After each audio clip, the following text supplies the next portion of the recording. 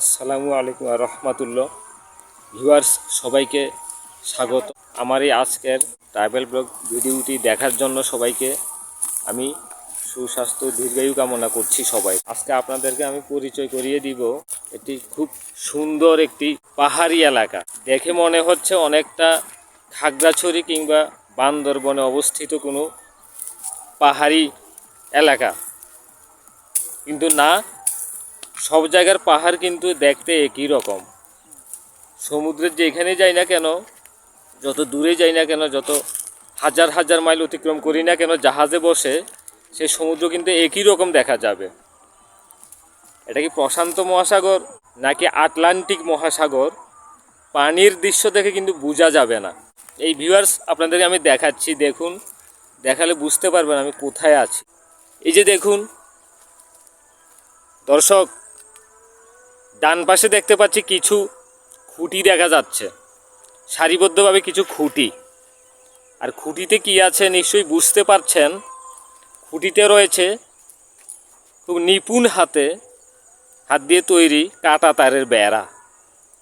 হ্যাঁ, এই কাঁটা তারের বেড়ার উপাসটি হচ্ছে ভারত।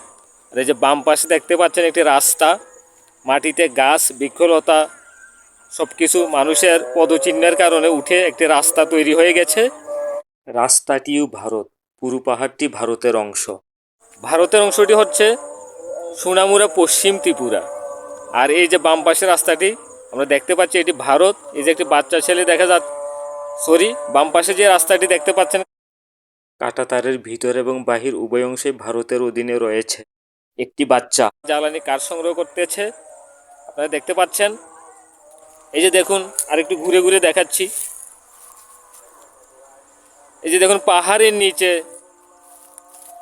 নিচে একটি লেক দেখা যাচ্ছে, লেকের পানি। আশা করি ভিউয়ার্স আপনারা দেখে বুঝতে পারতেছেন।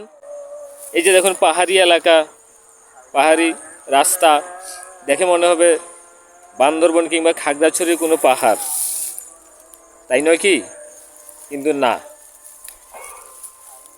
এই যে দেখুন আমি ঘুরে ঘুরে আপনাদের আরও দেখাচ্ছি বাম পাশটিতে কী রয়েছে। এই যে এই পাহাড়টি, গোটা পাহাড়টি ভারতের অধীনে।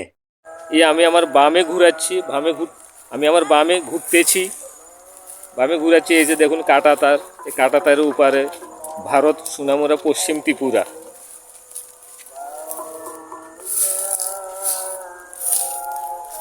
তো ভিউয়ার্স ভিডিও দেখে তো বুঝতে পারলেন যে ভারতের একটি অংশের সীমান্তবর্তী একটি অঞ্চলে আমি রয়েছি, কিন্তু বাংলাদেশের কোথায় রয়েছি এই সম্বন্ধে কিন্তু আপনাদেরকে এখনও আমি জানাইনি। তো মনোযোগ দিয়ে শুনে নেন। আমি এখন রয়েছি কুমিল্লা জেলার ব্রাহ্মণপাড়া উপজেলার মধ্যে অবস্থিত শশীদল ইউনিয়নের একটি গ্রাম, রামচন্দ্রপুর গ্রাম। সেই রামচন্দ্রপুর গ্রামের পূর্ব দক্ষিণে অবস্থিত এই পাহাড়, এই সীমান্তবর্তী এলাকাটিতে আমি আসলাম। ভিউয়ার্স কেমন লাগলো ভিডিওটি?